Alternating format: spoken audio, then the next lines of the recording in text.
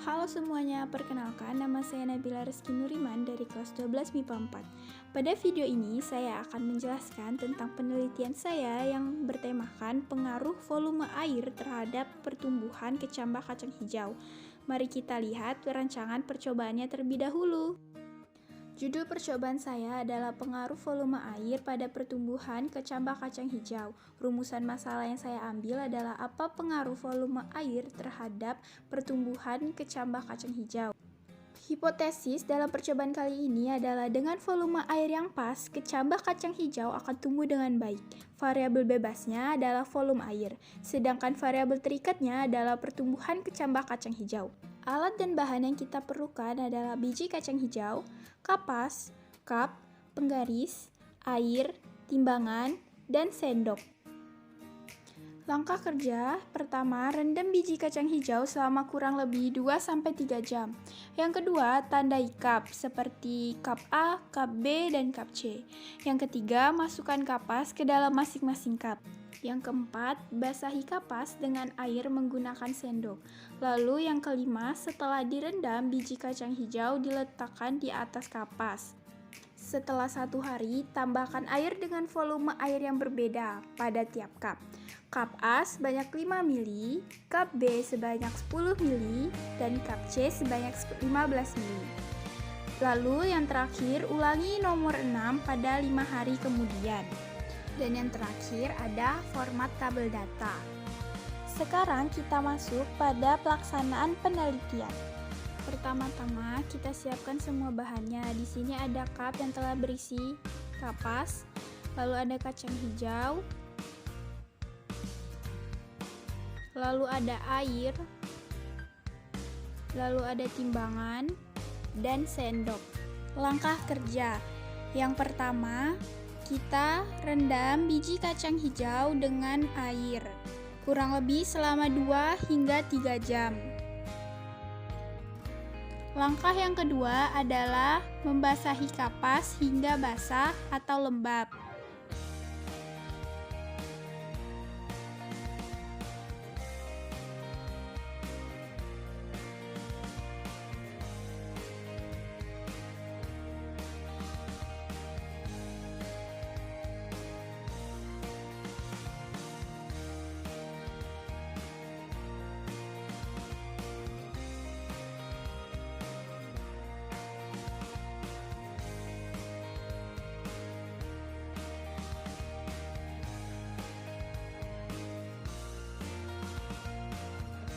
Langkah yang ketiga adalah letakkan biji ke masing-masing cup sebanyak 5 biji.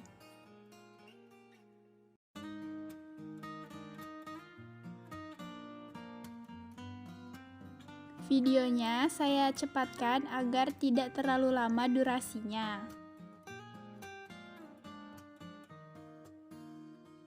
Ini adalah penampakan biji pada hari pertama. Ketinggian biji masih 0. Ini adalah biji pada hari kedua. Pada hari kedua, kita mulai mengukur volume air menggunakan timbangan untuk disiram ke masing-masing cup. Pada cup A sebanyak 5 ml,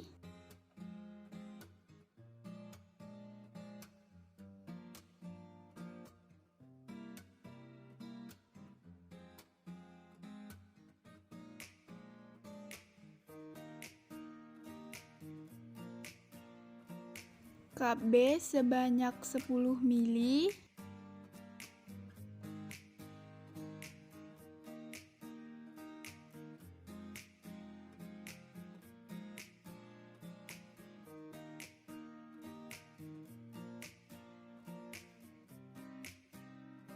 serta cup C sebanyak 15 ml.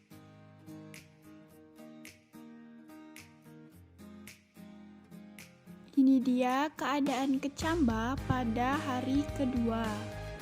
Lakukan penyiraman selama 5 hari ke depan. Ini kondisi kecambah pada hari ketiga. Ini kondisi kecambah pada hari keempat. Ini kondisi kecambah pada hari kelima. Ini kondisi kecamba pada hari ke-6. Dan ini kondisi kecamba pada hari ke-7.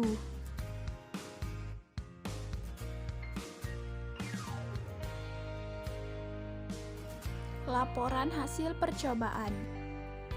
Latar belakang. Kacang hijau merupakan tanaman yang tumbuh dengan cukup baik, walau tidak dirawat dengan baik. Seperti tumbuhan lainnya, kacang hijau tetap memerlukan nutrisi air dan sinar matahari. Melihat hal tersebut, maka komponen-komponen tersebut memiliki kadar tertentu. Kadar air memiliki peran penting dalam pertumbuhan kecambah kacang hijau.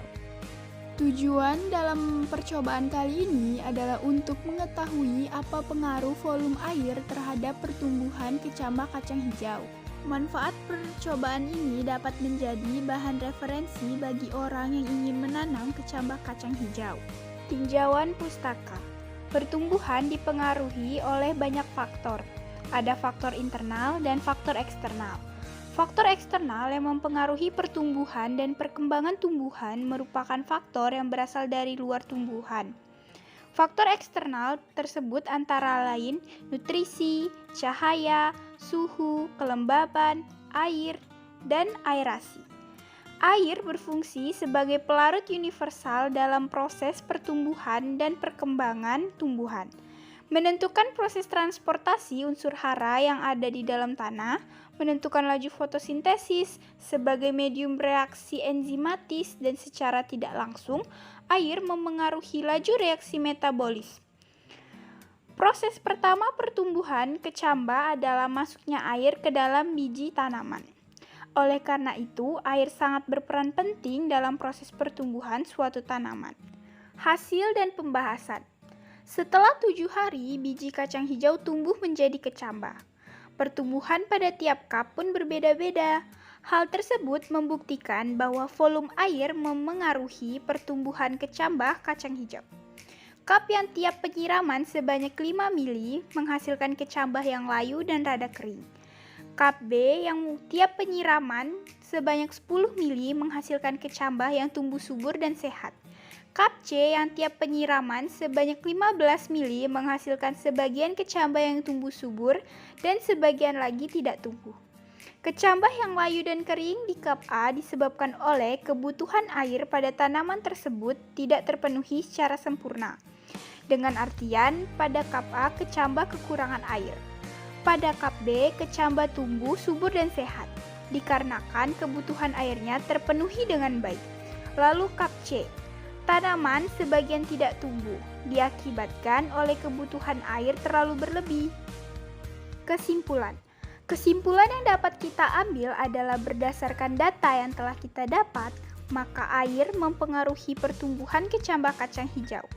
Dengan air sebanyak 5 mili, tanaman akan kering dan layu.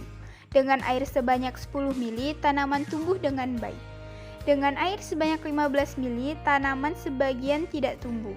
Jadi, dapat kita simpulkan bahwa tanaman kecambah kacang hijau memerlukan air yang cukup, tidak terlalu banyak ataupun tidak terlalu sedikit. Nomor 1.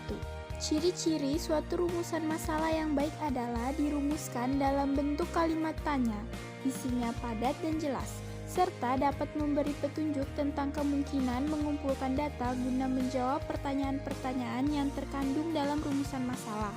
Jawaban untuk nomor 2, rancangan percobaan meliputi menetapkan variabel penelitian, alat dan bahan, langkah-langkah kerja, dan bentuk format tabel data, serta menetapkan waktu dan tempat percobaan. Jawaban untuk nomor 3, variabel bebas adalah variabel independen yang mempengaruhi perubahan pada variabel lain atau dependen. Variabel terikat adalah variabel yang dependen, yang dipengaruhi perubahannya oleh variabel lain atau independen.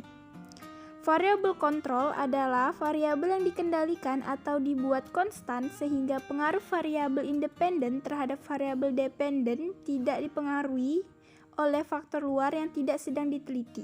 Jawaban untuk nomor 4, 1. Pendahuluan, 2. Tinjauan pustaka, 3. Metode penelitian, 4. Hasil dan pembahasan, 5. Kesimpulan dan saran, 6. Daftar pustaka, 7. Lampiran.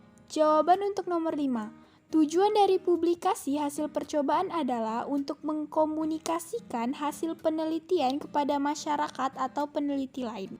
Sekian dari video saya. Terima kasih telah menonton. Wassalamualaikum warahmatullahi wabarakatuh.